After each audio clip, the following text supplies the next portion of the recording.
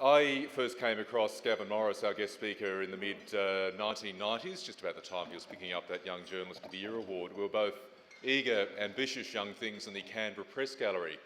And whereas I stayed largely local in the years ahead, Gaven, as they say, went global.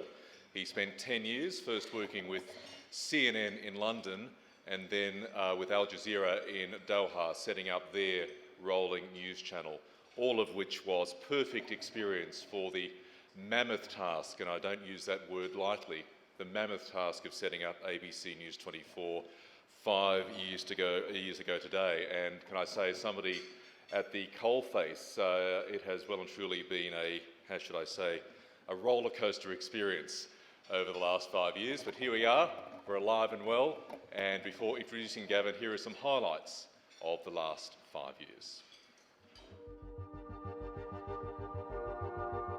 I've just got some breaking news for you. This is only just coming in. This, as I said, is a truly remarkable moment in Australian politics.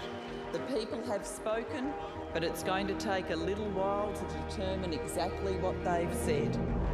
A powerful earthquake has shaken the Pacific coast area northeast of Japan. As you can see, only now the full extent of the damage and the disaster is being revealed.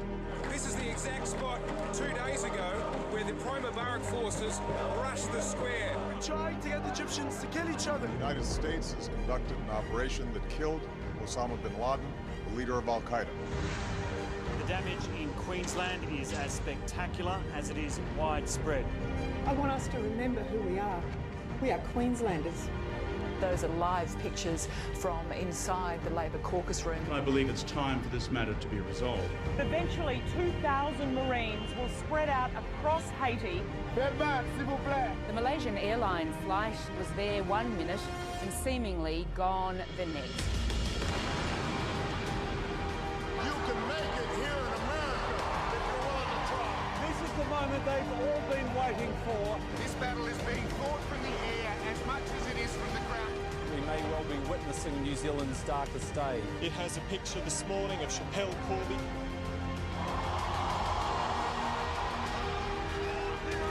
Hands up, don't shoot. Just a few moments ago, an aftershock. We can see live pictures here from Martin Place. He was the man that brought South Africa together. The wind, as you say, is getting very strong, and perhaps pack your bags and get out. Tonight, the fleet will be off Sydney Heads in readiness to sail into the harbour and into history. That Australia is under new management and that Australia is once more open for business. This is ABC News 24. Please welcome the head of ABC News content, Gaven Morris.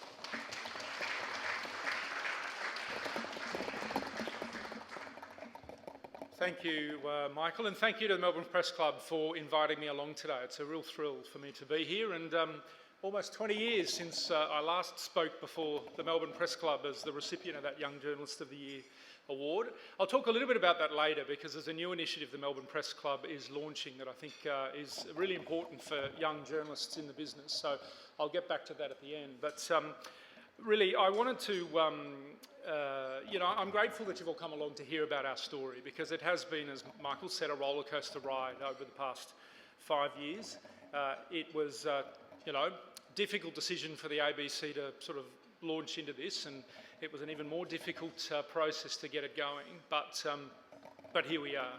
And in telling a little bit of the News 24 story today, I suppose I want to go back to that video. I want to talk about some big news moments, because big news moments really, these are the events that define history, the dates we commemorate and celebrate, the images that are forever embedded in our minds and in the public's minds around news. They're the ones that all journalists live for, and they're the events that some journalists die for. And like many of you, these big news moments are what got me into journalism. The chance to see them up close and to tell as many people as possible what I had seen. I've measured my career by them, and I remember every one of the big news moments I've seen really vividly. The first one for me, going back to our days, Michael, in the gallery, was Paul Keating's challenge on Bob Hawke. I was a copy kid for Fairfax in the press gallery at the time. I was pretty anonymous in the scheme of things, but with, wide eyes and big ears, I got to kind of get close to the giants of the gallery. There was, Laurie and Lynham, there was Gratz and Ramsey, and there was Mr. Middleton, who's here with us today. Quietly alongside them all, I got to see one of the great political dramas unfold. And at that point, I was hooked. These big news moments were really something. I remember being in the CNN newsroom on September 11, 2001, and I remember watching, on our television channel, the one I worked for, as, United Airlines Flight 175 slammed into that second World Trade Center building. It was, a real moment in live news, and particularly for a live news channel. And I suppose for my generation and my generation of journalists, it was the biggest big news moment of all. As a result of that moment, I remember standing in, the burning streets of Kirkuk, just under 2 years later, and watching the reaction as, people celebrated in complete turmoil the toppling of Saddam Hussein. I remember a shattered Beirut waterfront after a massive bomb had killed Rafiq Hariri and shifted the entire Middle East. And I remember 18 months later being back there for the brand new news channel Al Jazeera English, and I saw the largest and noisiest crowd I'd ever seen mourning the assassinated Pierre Jamal. The Liberian Civil War, the Bethlehem siege, the London terrorist attacks, the Black Saturday bushfires. Big news moments that as a journalist I got to see and had the privilege of telling people about. So it's 2008. I've taken a job at the ABC and I've come home. And there's a big news moment about to take place. It's a really big one. For the first time in history, an African American is about to be elected President of the United States. Yes, we can. I excitedly inquired about our broadcast plans at the ABC. As the national broadcaster with a big Washington bureau and $1 billion of taxpayers' money, we'd be all over this one, right? No, we can't. We had no plans at the ABC to report that story, the election count or the moment that Obama was elected president. We had no plans to report it live, on television at least. At the last minute, we decided to hatch a plan. I thought, this is not sustainable. We've got to do something about this. So we hatched a plan and we put a broadcast together. And I can now, a few years on, honestly say, I can look back on that broadcast and say it was the lamest, worst live television broadcast I've ever been involved with. It was terrible. We had a go and we got it going. But that week, we also did something else. We launched ABC News Breakfast on ABC2. Our first foray, really, into continuous and live news. News Breakfast was cheap and not very cheerful. And it was on a digital channel nobody even knew existed. It was on ABC2 when it launched. Thankfully, Virginia's here with us today. She stuck it out. Don't know how we kept her through those early days of News Breakfast, but she stuck around and she's still here with us today. So thank you, Virginia. Now, Michael, Paul, Vanessa, and now Del, it's become a regular part of breakfast for many Australians. Growing an audience now faster than any other ABC program. It's been a terrific success, but boy, did it come from a small basis at the start. So at 7:30 tonight, it'll be exactly 5 years since the broadcast of a new continuous news channel called ABC News 24. The launch of News 24 represented the biggest expansion of Australia's domestic news operation in decades.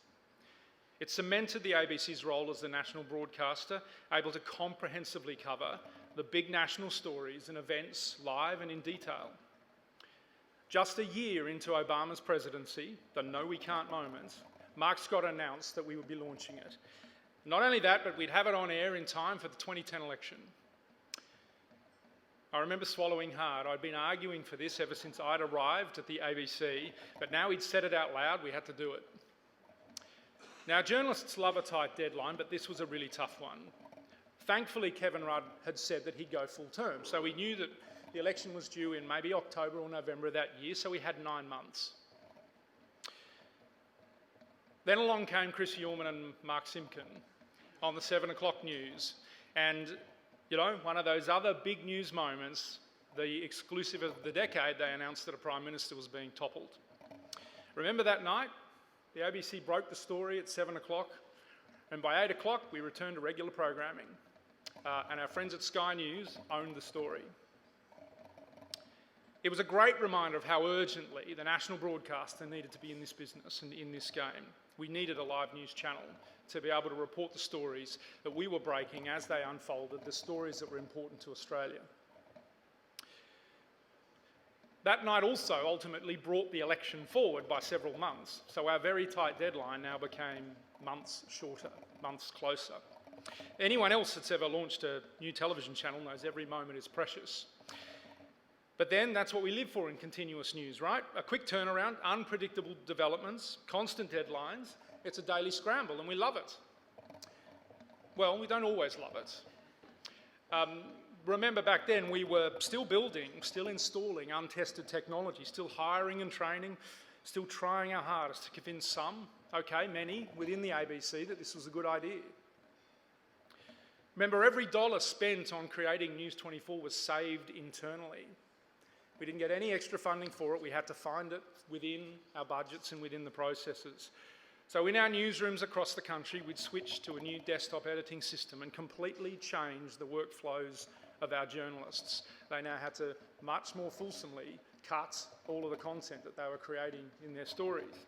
We'd introduced automated studios. So instead of needing 8 or more staff in every capital city to put 1 half-hour news bulletin together, we could do it now with 1 or 2 staff. We'd sadly said goodbye to dozens of studio editing and technical staff, and we were now pioneering the leanest production system any Australian newsroom had ever seen. We weren't very popular. As News 24 staff worked frantically to get the channel ready, they were being called Jetstar, accused of journalism, a threat to the ABC's reputation, and not just by the Australian, by staff inside the ABC and staff across the industry. Some argued a news channel already existed, so why create another one? To me, it was an essential return on the investment taxpayers and the community had made in the national broadcaster. You've invested in a public broadcaster to provide trusted, independent news coverage. For that investment, you should have coverage whenever important events are unfolding, for free, available everywhere on any platform. But the week before News 24 launched, I remember one day where we couldn't get any of the ABC's 1,000 journalists to rehearse a live shot with us. I sat down with my incredible deputy, one of the ABC's most distinguished veterans, and now the editor of News 24 here with us today, Tony Hill, and I said, what on earth have we done? This is going to be a disaster. And then we launched. It was week 1 of a federal election campaign. What on earth were we thinking? Before News Breakfast had started 18 months before, ABC News produced 2 half-hour news bulletins a day. Now, and we had virtually no experience doing rolling or breaking news. Now we'd be doing it all day, every day, forever. Our reporters had to learn how to do live crosses, our field teams to get pictures and press conferences out, hopefully live. Our studio teams had to work with brand new, untested technology in new studios. Presenters had to ad-lib and interview for hours on end. There were many times we weren't much chop in those early days. Bumpy broadcasts, a lack of live coverage, technical terrors. For all of us there, during that first 6 months, we can now honestly look back and say what a thoroughly painful experience all of that was. Except for Joe O'Brien, who is endlessly awesome at his job and always positive about life. But Mark Scott and Kate Tawney were in our corner, defending our existence and urging us on. And our very best foreign correspondents stepped up. Phil Williams, Craig McMurtry, Lisa Miller, Zoe Daniel, they were the ones that were the most earnest contributors to News 24 in those early days, and they showed all the journalists in our newsroom how to do it and why it should be done. Then along came one of those big news moments. One of the biggest we've seen in Australia, the Brisbane floods, a capital city underwater. It was when the audience and ABC News staff really got what News 24 was for. 3 million people tuned in that week to News 24 broadcasts on the channel itself. Millions more tuned in on ABC One as we were simulcast for much of that week. From launch, the channel was streamed online and on mobile, and now record audiences watched an Australian broadcast channel via the web, many of them overseas. Today, if we were a digital startup attracting 3 million eyeballs within months of launch, we'd be bigger than BuzzFeed. From there, we didn't turn back. We're never perfect. Maybe live news never should be. But day by day, we've got better. Programs and workflows became established, audiences grew. Here was old Auntie, embracing new technology, pioneering efficient workflows, turning orthodoxies on their head, discovering fresh talent, and for no additional cost to the taxpayers, creating a new free service now used by 4 million Australians every week. Many more when big news breaks. As valuable as we've become to the audience, News 24 has been vital in changing the ABC's news culture. Lots of people questioned why we didn't invest whatever money we had in a better online service. After all, it's the future. Why not build the future rather than invest in a 24-hour news channel, which some people think is coming to its end of its useful life? Well, I say we couldn't have done breaking live news on any of our digital platforms without creating News 24. It wouldn't have been possible. And it's no coincidence that in the past 2 years, as News 24 has delivered more and better live and breaking news reporting, our news website has risen from 7th or 8th in the Australian market to 3rd. ABC News has emerged as the #1 source of news on Twitter, Facebook and YouTube, and all the major social media platforms. We're the social media leader in terms of news coverage, particularly around breaking news events. There are many people responsible for enabling News 24 to reach this milestone, and you'll indulge me a little if I can just say a few thank yous while we're here. Some of them are here in the room. Firstly, the hardest working reporters, field crews and news operations staff in the business, cutting and filing stories, not just to a live news channel, not just to a primetime TV news broadcast, not just to a couple of radio networks, not just to a leading digital publisher, but serving all of those services all at the same time. It's an incredible achievement in workplace and workflow change, and every journalist and every operator in the ABC has gone through a massive transformation to make it happen. The incredible multi-skilled studio team led by Shane Jenkinson here today, they took a piece of untested technology, they bent it into submission, sometimes they broke it in half, but they enabled us to do live broadcasting on the shoestring on a basis that's never been achieved before. The manufacturers of the equipment that we got in to create News 24 had intended it for it to be used in regional television, particularly in America, to produce very set-piece news bulletins. And I remember they came back about 18 months after we launched and they said, we never thought it could do what you guys have done with it here. I think we became quite a good marketing strategy for them. The tireless editorial and production teams represented here by Michael Reid, Erin Vincent and Tim Aleph. These are the leaders of those teams now, the ability to produce news as we do around the clock. They're the leaders now in the industry in terms of producing live television, and they're the future of the ABC. Andrew George, who's here with us today, who led all the innovation in the on-air look of News 24, the studios, the promotions, the graphics. He's the creative essence of News 24 and made a cheap channel look not so cheap. Lisa Whitby, who's here with us today, who launched all at once The Drum, 1+1, The Quarters, The World This Week, The Mix, Planet America, and now the new Late Line, which has grown its audience by 20% this year.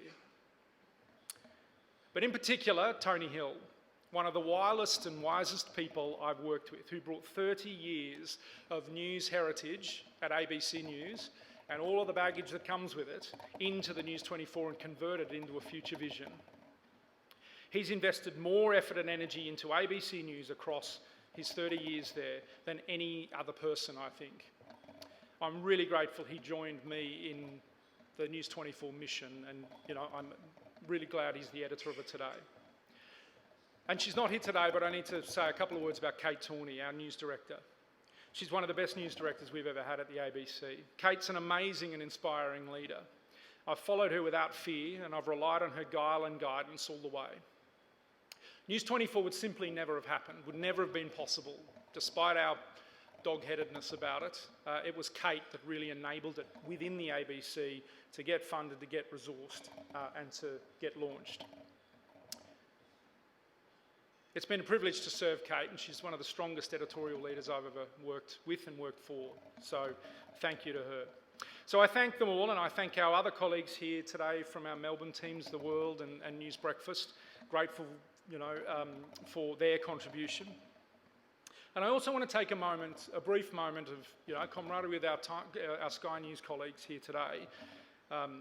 Because I think what News 24 did for the ABC culture, Sky News did for our entire industry. Just as CNN did in the US, Sky News did in Britain, and Al Jazeera did across the Middle East. Sky News here in Australia shattered all the news orthodoxies about how you can and can't produce news, about what was important to audiences, about how live broadcasting could or couldn't be mounted. In my decade away from Australia, I used to come back on holidays, switch on the television news and think, wow, for a very informal and relaxed country, we have the most formal and formulaic news in the world. And I never understood why, but Sky News changed all that. They showed everyone how live broadcasting and engaging political analysis could be achieved at a fraction of the big network budgets. Sky News turns 20 next year. It's a big achievement. It's a much bigger milestone than this one we're marking today. It's a wonderful achievement, and I think next year will be a big year of looking back on what Sky News achieved. Finally, and above all, I want to thank the ABC News audience. During our 5 years, they've continued to tune in and appreciate our coverage, particularly those big news moments. The Haiti earthquake, the Christchurch earthquake, the Japan earthquake and tsunami, Cyclone Yasi, Cyclone Marcia, the Dunalley bushfires, the Blue Mountain bushfires, the Adelaide Hills bushfires, the death of Nelson Mandela, Margaret Thatcher, Gough Whitlam and Malcolm Fraser, the death of Osama bin Laden, the resignation of a pope, the Gaza war, the Egypt revolution, our dead heat election, Australia's hung parliament, the Rudd resurrection, the Abbott government, MH370, MH17, and the Martin Place siege. I lived every one of those moments, but I no longer see them with my own eyes. And I no longer tell people what I saw. Like everybody else, I now get to see them unfold and be explained on ABC News 24, and I'm still hooked. Thank you.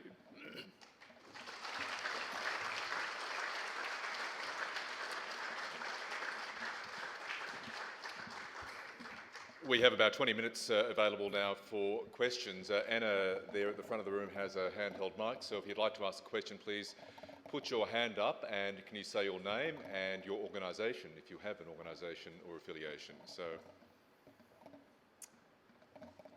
Aaron at Sky is going to kick off proceedings.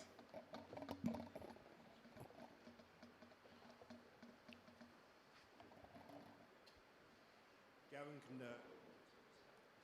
it's on? Oh, good. Congratulations, of course. Question that I have just in terms of news channels, and I think from being on the road working with your guys over the past 5 years, certainly we don't really see it as competition as much as people who are enduring what we are enduring on the road. The question I have, the BBC at the moment is considering shifting its news channel to digital only, to the web only, and that's because of a change in how we're all viewing news. I think everyone in the room is probably in the same situation. How do you see news channels in terms of the future on television, as we are, as you are, compared to online? And how do we, I suppose, stop social media from killing us? Thanks, Aaron. Look, I've got a couple of views about this, and the first one is it's like everything in news at the moment. There's still a real critical mass around, for instance, evening television news bulletins on terrestrial channels. And I think with news channels at the moment, when something big is happening, people still want to watch it unfold live. And there's nothing as compelling as being able to switch on that big box in your living room and to see a live broadcast channel taking you through those events and being able to see them with your own eyes. So I think in that sense, live news broadcasts and channels have got some distance to travel yet. But I also think the next big change we're going to be seeing, particularly in television news, is the idea of news on demand. You know, you look at all, you know, the video on demand services that are in the market now, and none of them really have news products developed. And yet if I've just decided to binge for 3 hours on Orange is the New Black, and it's now 47 minutes past the hour, and I'm wanting to catch up with the world because I've been immersed in binging on television, I might want a news product at 47 minutes past the hour, but I'm not willing to wait to the top of the hour to get a scheduled news broadcast on a channel. So I think the challenge for all of us as news organisations in the years ahead is to think through news on demand. Similarly, you know, it's not going to be too far away before, you know, we're going to hop in our cars, turn on the car, and it might be 13 minutes past 5. At that point, you might want a radio news bulletin. You're not going to wait to the top of the next hour for it because you'll be home by then.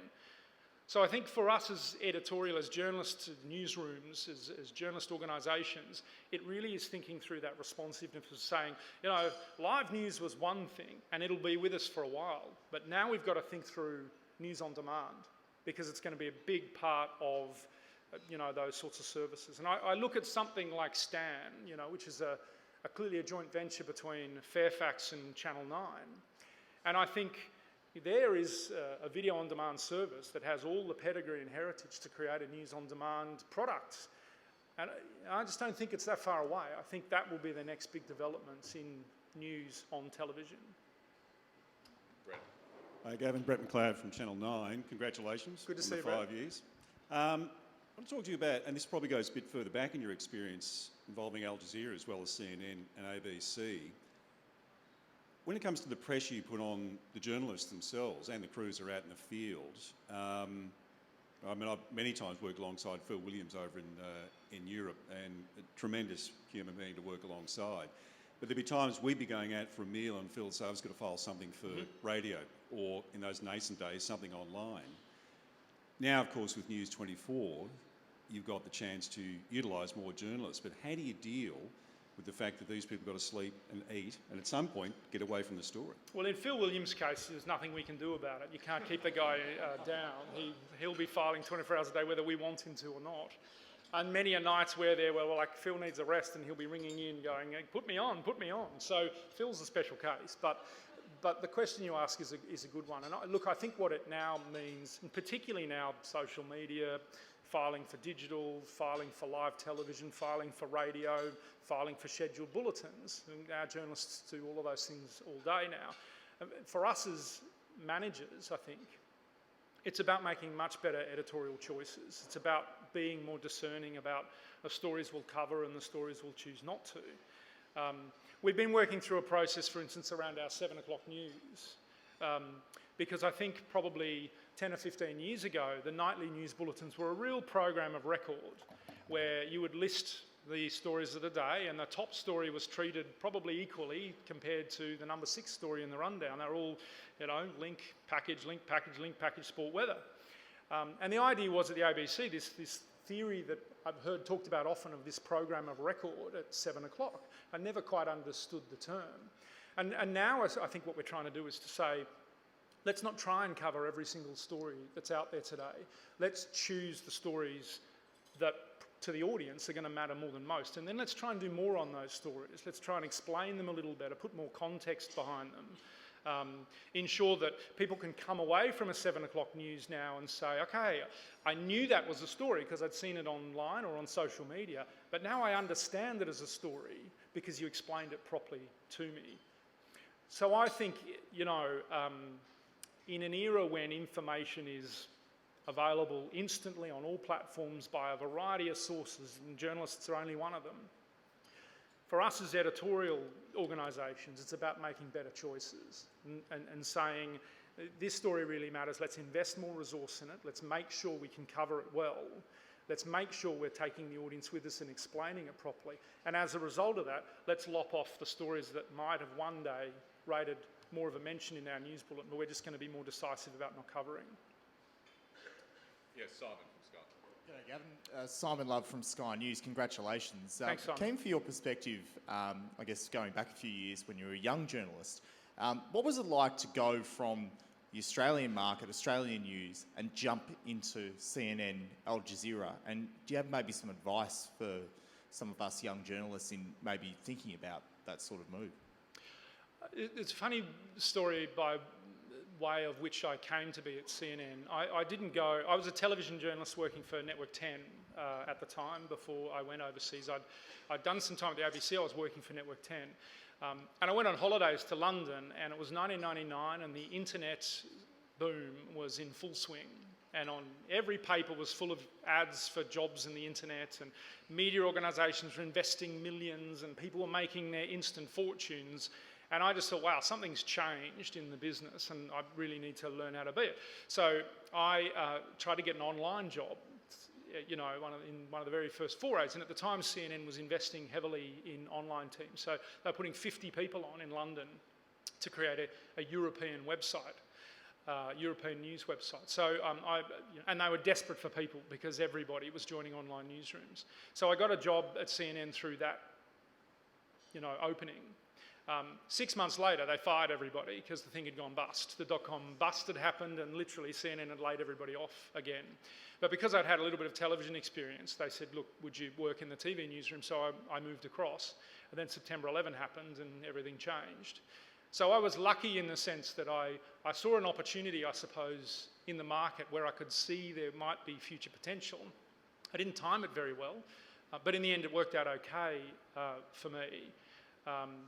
And I think the one thing that it taught me getting into the television newsroom at CNN, that's really worked well for me establishing News 24, was at the ABC I'd worked, you know, Channel 10 was a lean and efficient operation, but back then I worked for the 7:30 report at the ABC, and it felt like it was a big deal to make half an hour of television. It felt like it was a really complex, complicated process. And wow, this television business is difficult. It's really hard to do. Then I went to CNN, where they churned out live television programming all day, and they did it for a fraction of the price with a very small staff. And I was like, okay, you know, you can make good broadcasting, you can do good news coverage. There's different models by which you can do it here. There's better technology, there's new techniques. And I think that really opened my eyes, and I think that's what you guys have pioneered and discovered in this marketplace, that you didn't need those big network budgets and those big network resources to do compelling broadcasting. Alex. Alex Wake from RMIT. I'm actually here with 14 students who will graduate in October. In the next 3 months, what are 3 things, Gavin, you would like us to concentrate on so they can get a job with you at 24?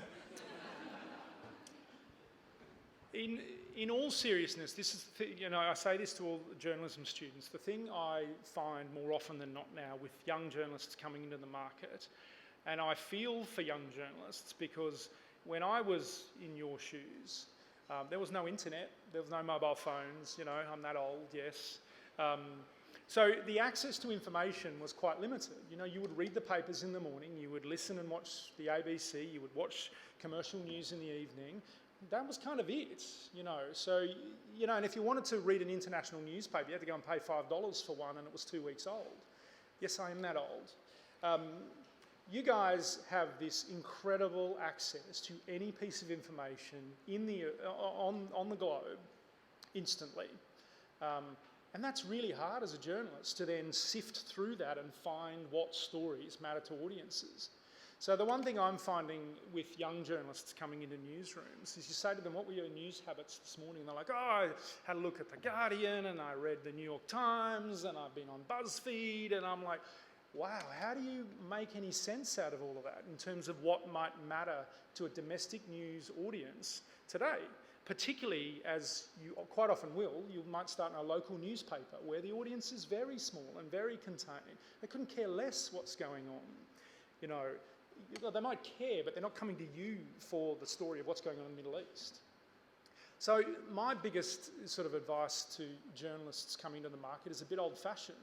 You know, make sure you try and be really disciplined in the way you consume news. There's news to consume for pleasure, and you can go and snack on whatever you like and consume news on whatever sources you're interested in. And that's great because that'll expand your mind and you'll learn lots of new things.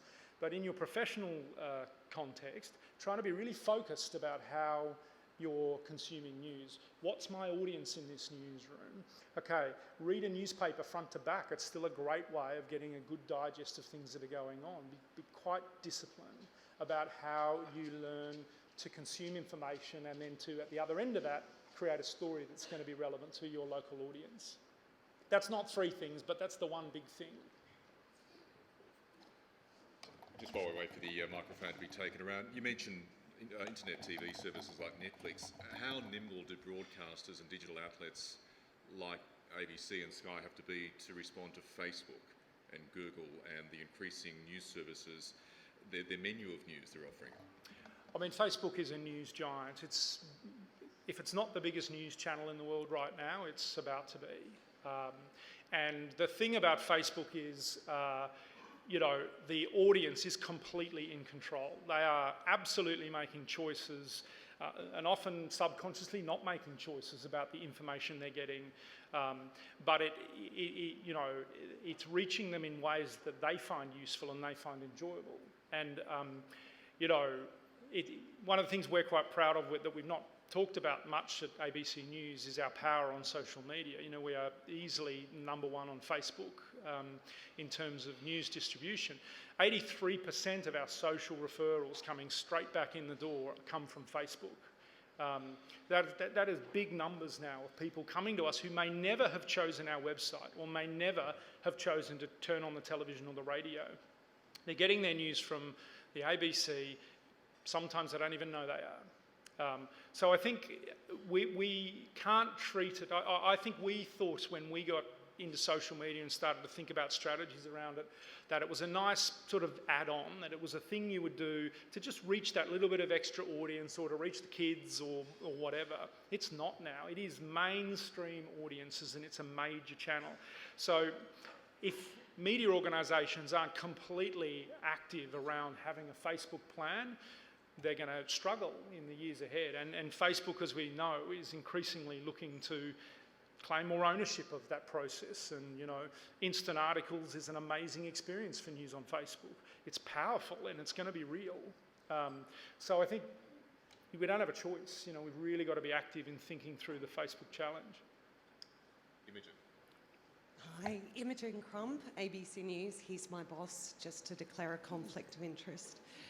Go on, ask me a tough one. It is.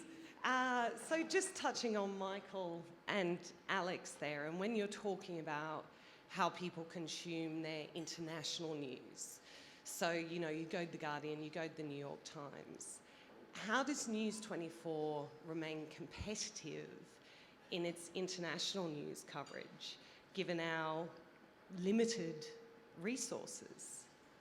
It's difficult. We saw something happen 2 months ago in the Nielsen online ratings. There was a couple of really big stories in the UK. There was the birth of the royal baby, there was the British election, there was the final stages of the Premier League. And the 4 digital news services in Australia all went up by about 20%.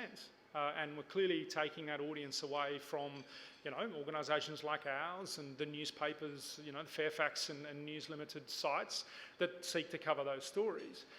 So yeah, increasingly the audience will go straight to the source. If I don't know about the British election, why would I need the ABC to tell me about the British election? So I think increasingly what we've got to do as the ABC, to whom international news coverage and broadcasting is really important, as part of our charter, and it's vital to what we do in this marketplace, is to increasingly cover stories that are either important to a domestic audience, not because Australians are involved necessarily, but reporting the story of Asia around us is vital. You know, we've got to be able to be, you know, deciphering what's going on in Indonesia, you know, what the Japan economy is doing, what happens next in China, stories that are completely vital to home ownership and the domestic economy and jobs and all of those sorts of things. It's more in those areas, I think, that the ABC and domestic broadcasters and publishers will continue to play a role, because increasingly people, if they want to know, directly what's going on in the UK election, they will go to a UK source, and they'll feel like they just as much right to read that as a British person might. Yes, over here, one of the RMIT students. Hi, yeah, I'm Finbar Mallon. I'm one of the young journos that Alex has referred to. So, kind of touching on issues like that, like home ownership and the British elections, shows like ABC's Killing Season have shown us that there's an appetite for standalone features like BBC or Al Jazeera does. So not just the features from Four Corners or Foreign Correspondent, but real nuanced standalones. And so is there an appetite in ABC 24 to do more of that? Well, look, there's a growing appetite, as you see, from audiences for that kind of content. And I think that ability for people to want to understand what's going on, people can have any information they like, but do they really understand the really important things that are going on? So as you see from the Killing Season, whoever thought raking over a story where we all knew the ending was going to rate so well, and yet a compelling political drama told brilliantly can still be, the #1 show of the week for us. So we can't, those shows are more important to us than they've ever been. And Four Corners, after 50 years, continues to be one of the top performing television shows at the ABC. So that's really encouraging for us. People still want depth. They still want to understand things that are going on.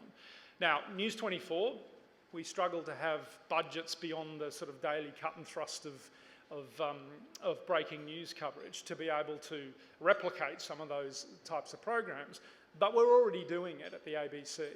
So the desire for us to, alongside News 24's resources in creating those sorts of things, to create another Four Corners, as we've seen with the Killing Season, we can still do those programs. They can still live a life on News 24.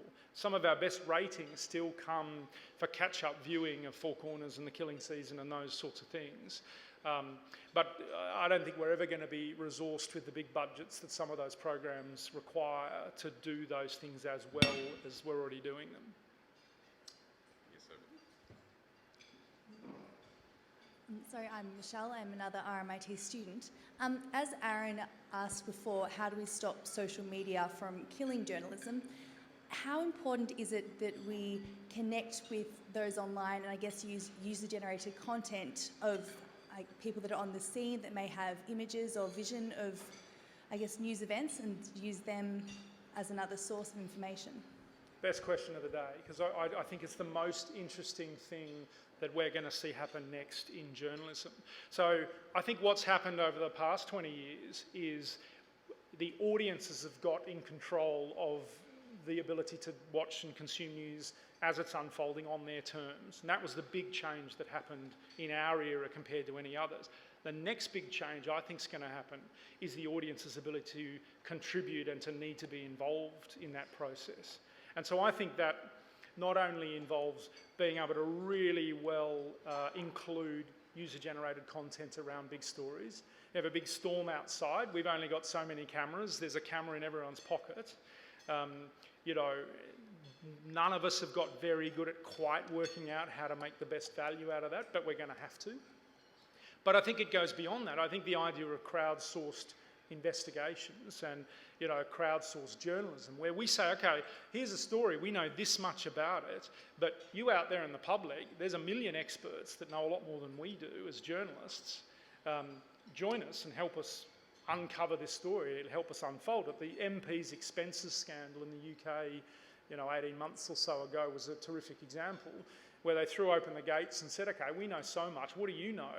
And every cab driver and hotel worker and duck pond pool builder and everybody else who knew anything about MPs that were ripping off taxpayers' expenses all put their hands up and said, I know something about this, turned into the biggest scandal in British politics in a generation.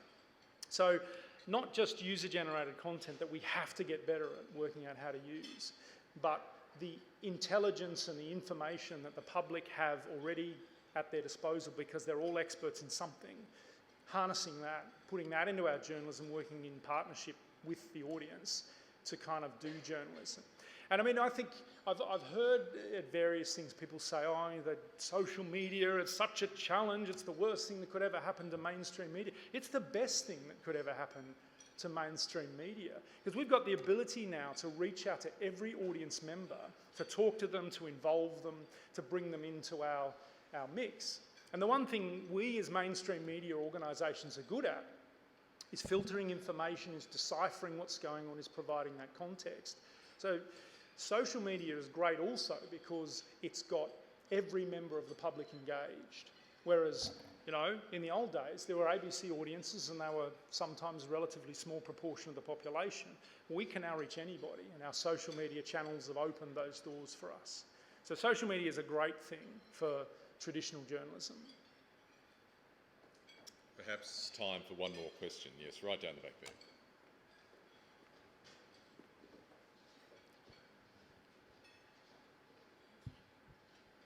Hi, my name's Miriam Robin. I'm the media reporter at Crikey. You've referred in your speech earlier to the fact that News 24 had been quite controversial internally, and there was a lot of discussion about whether it was the ABC's best use of resources. It's been 5 years. Do you think News 24 is accepted internally and has a lot of supporters now? Or is that a case you still have to make? Have we won over everybody? Probably not.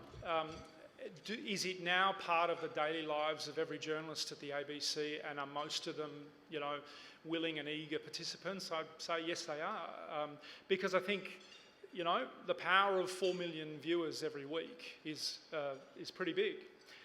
And the ability to see some of those stories unfold. I think surprisingly in the Australian marketplace, and this is no, no offence to Sky News back before we started, but very few people had access to a news channel here, unlike many other very mature news markets where there are lots of news channels, all competing, all part of the daily news coverage.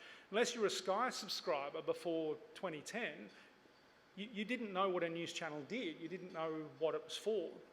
So I think Sky News has increased, has grown, has got new channels, has reached out on social media platforms. News 24 has become, you know, available on free-to-air television, on streaming, on all the rest of it. I think everybody has got to learn what live broadcasting of big news events is about. And as a result of that, internally, we haven't won, you know, on a daily basis, does everything run smoothly and as efficiently as we'd like? No. Is that because there's sort of antipathy or opposition anymore? I don't think it is. I think internally, people now get what it's for. And we'll wrap it up there. Gaven, thank you so much for a terrific speech, and great getting your insights into the digital future facing all of us. Sadly, and it feels a bit out of place, we've only got an analogue present for you. But I can assure you it's a great read. It is a book called Media Legends. It chronicles the first 100 or so inductees into the Melbourne Hall of Fame, all of whom would have happily embraced broadcasting and digital media if they had the chance. Ladies and gentlemen, please thank Gaven Morris.